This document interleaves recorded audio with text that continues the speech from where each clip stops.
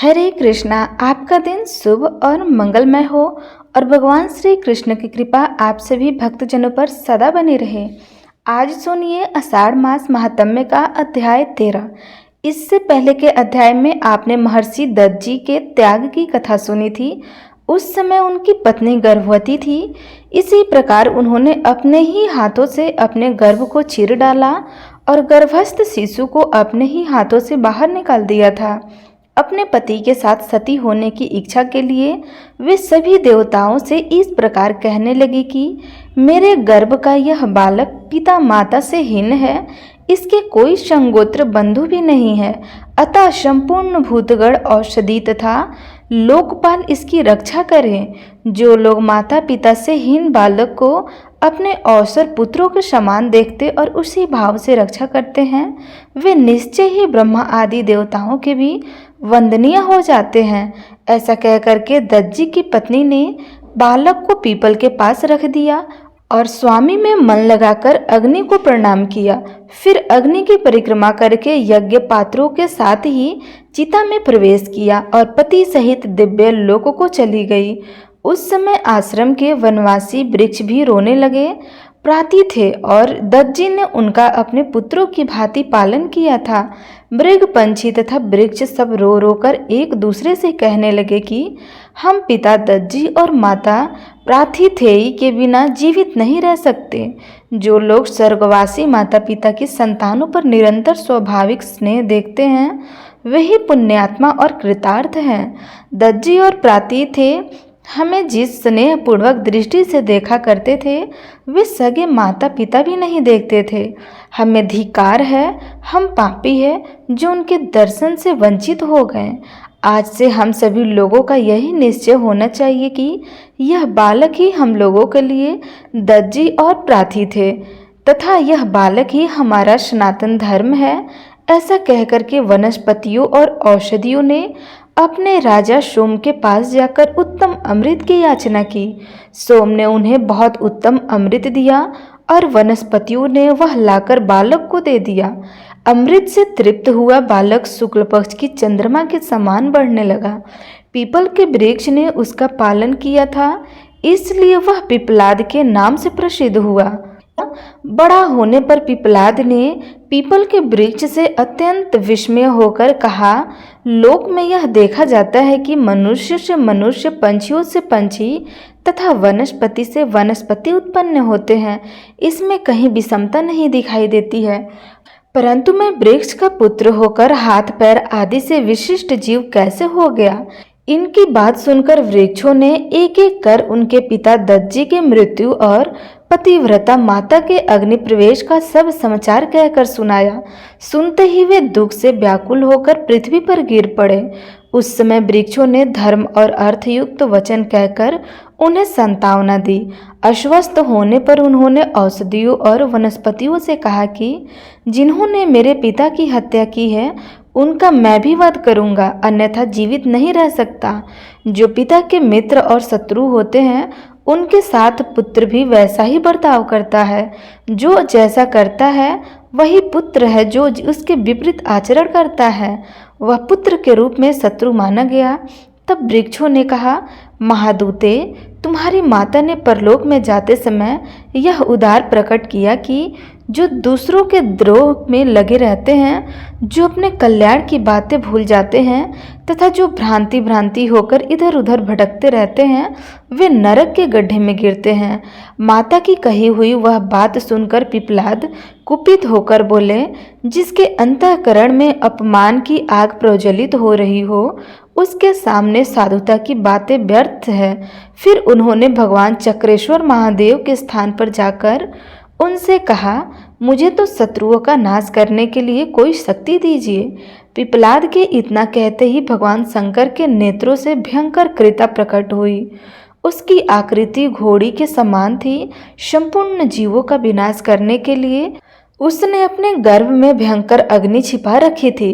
मृत्यु की लपलपाती हुई जीव के समान वह महारुद्र रूप भीषण कृत्य पिपलाद से बोली, बताओ मुझे क्या करना चाहिए। तब पिपलाद ने कहा, देवता मेरे शत्रु हैं, उन्हें खा जा। फिर तो उस घड़ी के गर्भ में महाभयंकर अग्नि प्रकट हुई, जो समस्त लोगों का प्रलय करने में समर्थ थी। देवता उसे देखते ही थर्रा उठे और पिपला द्वारा आराधिका पिपलेश नाम से प्रसिद्ध भगवान शिव की शरण में आए। उन्होंने भयभीत होकर शिव जी की स्तुति करते हुए कहा, हे शंभु, आप हमारी रक्षा करें। कृत्य और उससे प्रकट हुई आग हमें बड़ा कष्ट दे रही है। सर्वश्रेष्ठ, आप भयभीत मनुष्यों को अभय देने वाले हैं। शिव जो सब ओर से सताए हुए पीड़ित तथा संतचित प्राणी है, उन सब की आप ही शरण हैं। हे जगन्मय, आप विपलाद को शांत कीजिए। तब बहुत अच्छा कहकर जगदीश्वर शिव ने पिपलांत के पास आकर उससे कहा, बेटा, उनके समान दीन दुखियों का दयामय बंधु कौन होगा?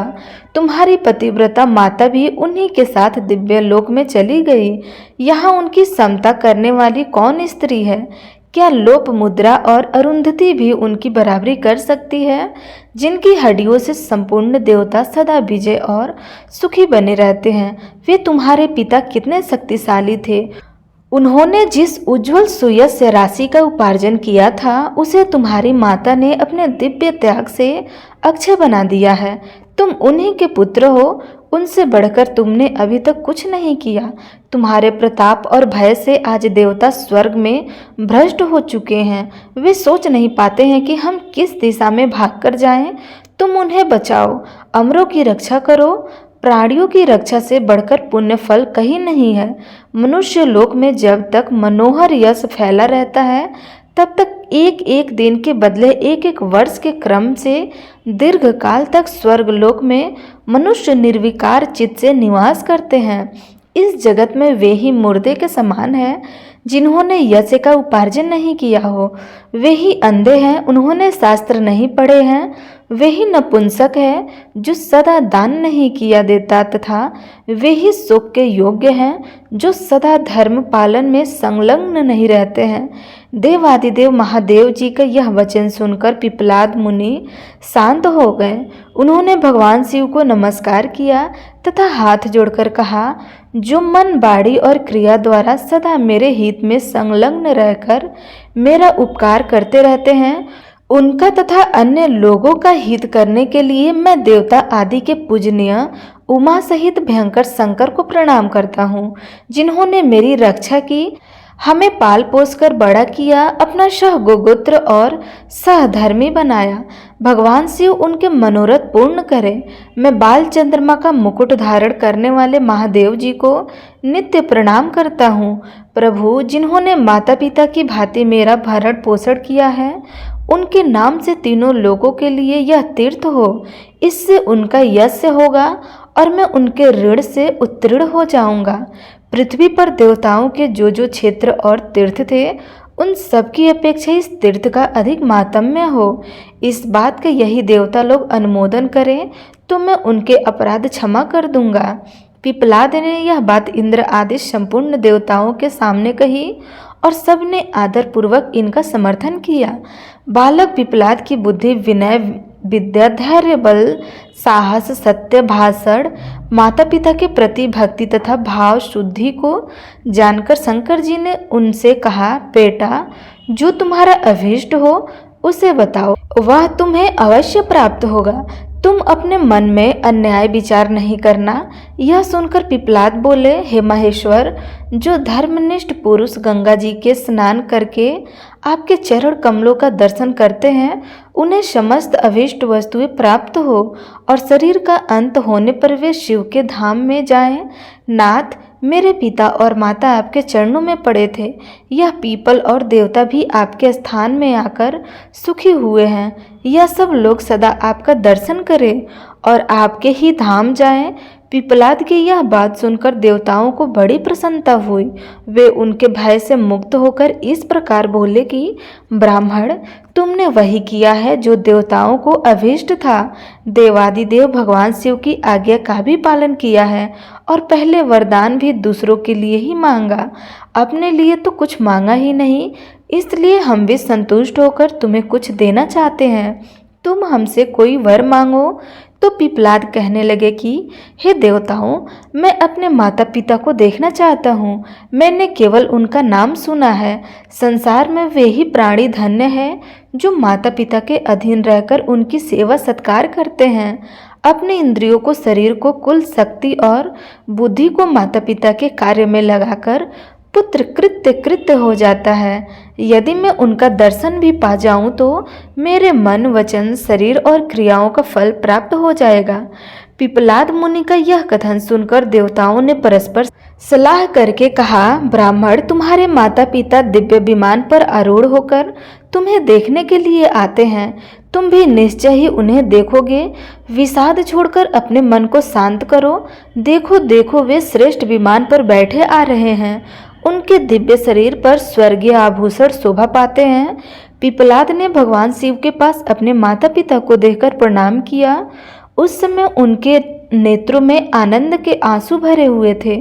वे किसी तरह गदगद कंठ से बोले, अन्य कुलीन पुत्र अपने माता पिता को ताड़ते हैं, किंतु मैं ऐसा भाग्यहीन हूँ जो अपने माता पिता के उदर को विदर्ण करने के कारण बना।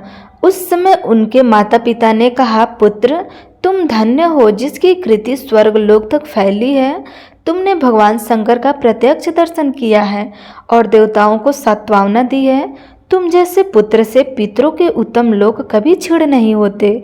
इसलिए समय पिपलाद के मस्तक पर आकाश से फूलों की वर्षा होने लगी। देवताओं ने जय जयकारा किया। पत्नी सहित दत्तजी ने भी पुत्र को आशीर्वाद दिया और शंकर, गंगा तथा देवताओं को नमस्कार करके पीपला से कहा, बेटा, विवाह करके भगवान शिव की भक्ति और गंगा जी का सेवन करो। पुत्रों की उत्पत्ति करके विधि पूर्वक दक्षिणा सहित यज्ञों का अनुष्ठान करो और सब प्रकार के कृतार्थ होकर दीर्घ काल के लिए दिव्य लोक में स्थान प्राप्त करो। तब पिपलाद कहने लगे, पिताजी, मैं ऐसा ही करूंगा। इसके बाद पत्नी सहित दत्तजी पुत्र को बारंबार संतावना देते हुए देवताओं की आज्ञा लेकर पुनः दिव्य लोक में चले गए। इसके बाद देवताओं ने भगवान शिव से कहा कि हे जगदीश्वर, अब दत्तजी की हड्डियों को हमारी तथा इन गौओं की पवित्रता के लिए कोई उपाय बताइए। तब भगवान शिव बोले, गंगा जी में स्नान करके संपूर्ण देवता और गौवें पाप मुक्त हो सकती हैं। इस प्रकार दत्तजी के शरीर की हड्डियां भी गंगा जी के जल में धोने से पवित्र हो जाएंगी। शिव जी की आज्ञा के अनुसार देवता स्नान करके शुद्ध हो गए और हड्डियां धोने मात्र से पवित्र हो गए। जहाँ देवता पाप मुक्त हुए वह पाप नाशक तीर्थ कहलाता है। वहाँ का स्नान और दान ब्रह्म हत्या का नाश करने वाला है। जहाँ गौवें पवित्र हुई उस स्थान का नाम गौ तीर्थ हुआ।